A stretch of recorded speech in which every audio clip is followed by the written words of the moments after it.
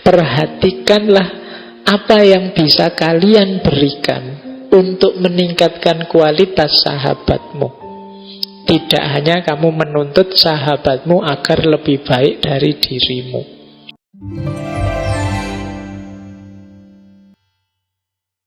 Nanti Konfusius punya dua teori yang berhubungan dengan persahabatan, tapi dua teori ini rasanya kayak bertentangan, tapi sebenarnya tidak.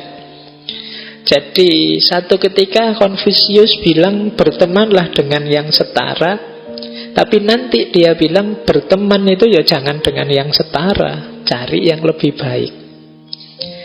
Nah, kita lihat ya, kita pahami satu-satu maksudnya, biar tidak keliru. Bukan berarti Konfusius tidak konsisten, tapi dua konsep ini punya beda konteks.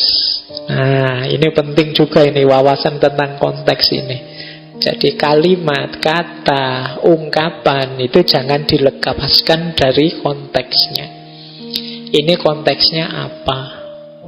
Kadang-kadang konteks yang berbeda maknanya bisa jauh berbeda meskipun isinya sama.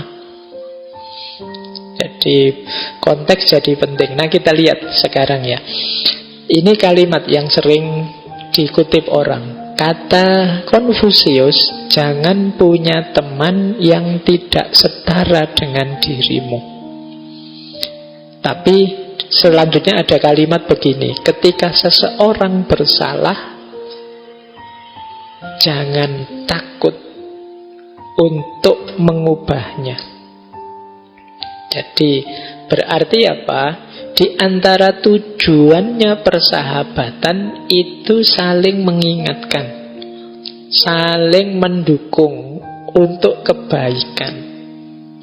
Ini loh yang dimaksud kesetaraan oleh Konfusius. Jadi bukan setara, Pak saya orang kaya berarti nyari yang kaya ya Pak, saya mahasiswa yang kececer mau DO berarti ya temennya yang mau DO saja, yang pinter-pinter biar lulus dulu. Ya enggak begitu. Jadi kesetaraan itu ada dalam kesediaan masing-masing pihak untuk saling mendukung, saling membantu, saling mengingatkan. Jadi itu yang dimaksud setara. Jadi bukan karena kekayaan, status sosial dan lain sebagainya. Jadi antar sahabat itu sama-sama punya niat baik untuk melakukan kebaikan dan melakukan perbaikan. Jadi kalau punya teman salah, kalau dia sahabat beneran diingatkan biar tidak salah, dibantu untuk dia tidak salah lagi. Jadi makanya kalimat selanjutnya, ketika seseorang bersalah, jangan takut untuk mengubahnya. Wah, saya mau menasihati dia Pak, tapi nanti jangan-jangan dia marah Pak, putus persahabatan kita Pak, nanti jangan-jangan dia tersinggung Pak. Loh, kalau kamu memang ngaku sahabat dan tahu temanmu salah, melakukan hal yang membahayakan dirinya, ingatkan tetap. Ya meskipun cari strategi yang paling bijaksana. Jadi ini yang dimaksud bertemanlah dengan yang setara. Jangan berteman dengan yang ingin aman saja, ingin nyaman saja, ingin senang saja. Waktunya kita sulit, waktunya kita bahaya, waktunya kita susah, dia minggir.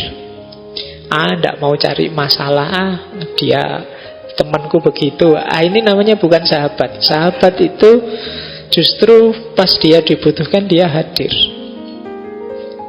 Kalau ada yang salah dia mengingatkan, meluruskan.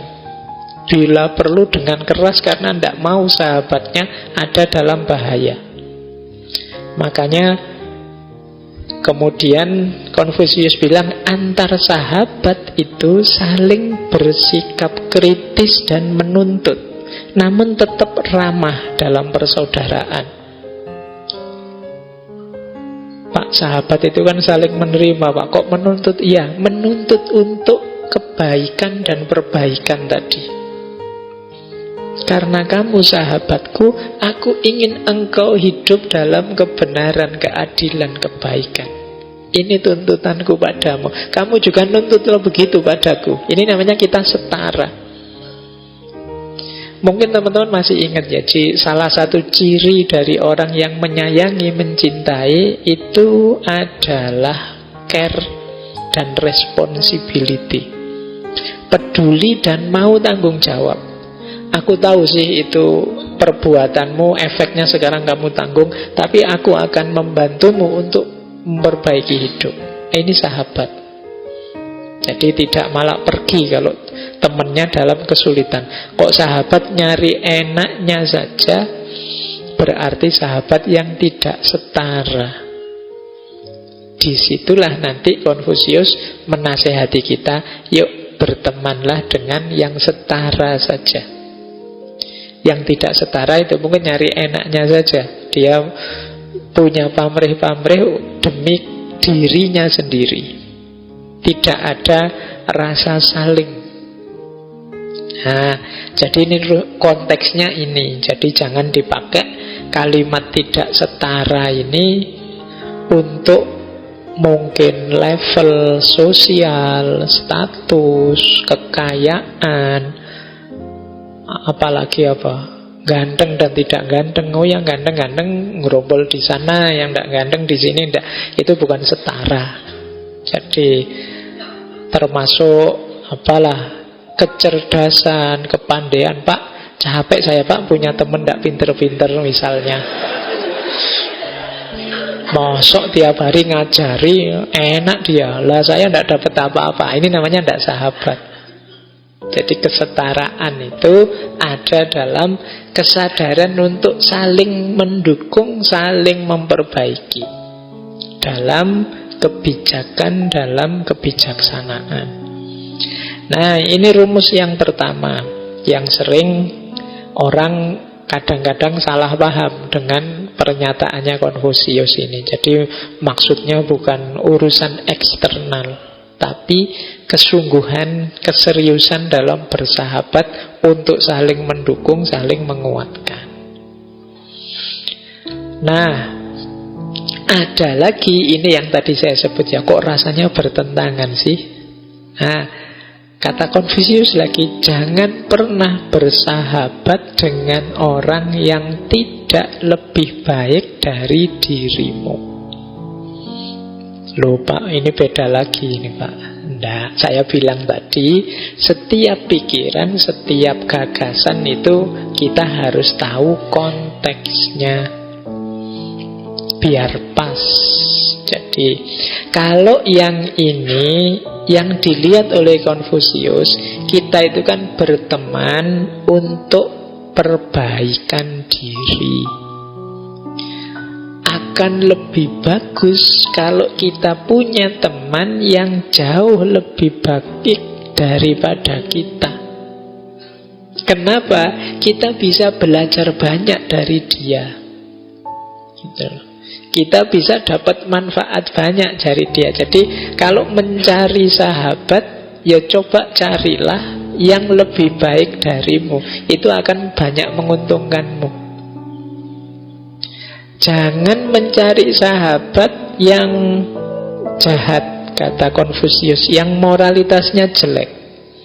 Bersahabat dengan orang jahat yang moralitasnya jelek, ini tidak bisa disebut sahabat.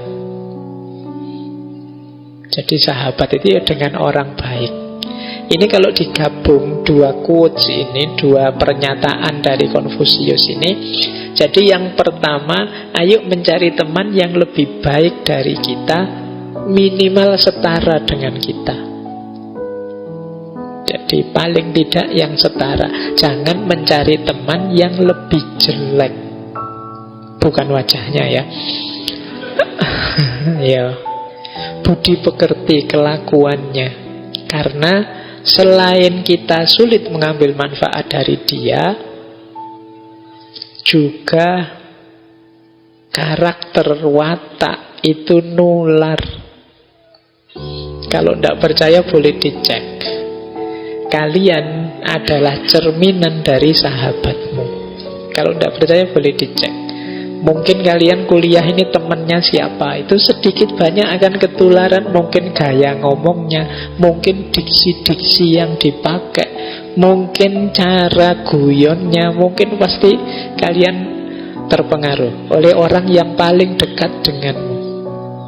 Entah sadar entah tidak, boleh dicek. Mungkin kalian kalau pulang kampung ke rumah, mungkin yang mahasiswa baru berapa bulan di Jogja, pulang ke rumah, itu orang rumah mesti komentar, wah Jogjanya kelihatan nih.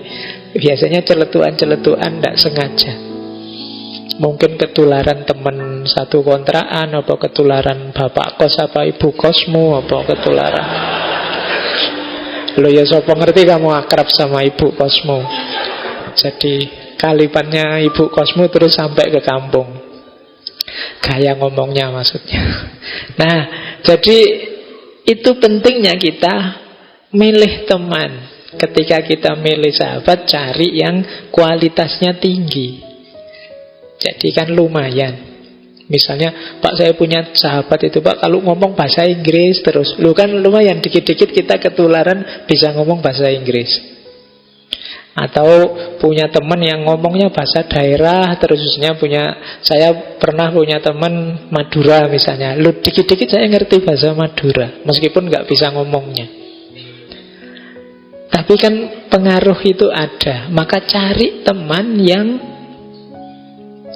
lebih baik dari kita.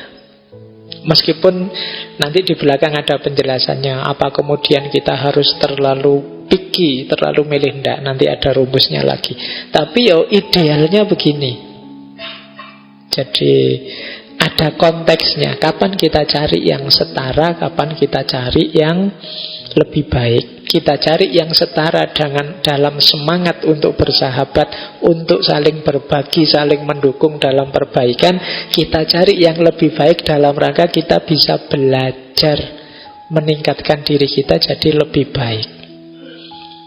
Jadi kuncinya di situ, bukan teman yang sama saja atau teman yang apalagi di bawah kita. Nah, ini rumus dari Konfusius. Ini sebenarnya menarik konsep ini kalau kita tidak bergerak keluar tapi bergerak ke dalam. Bergerak ke dalam itu bukan kita mencari sahabat yang lebih baik, tapi mari kita jadi sahabat yang lebih baik.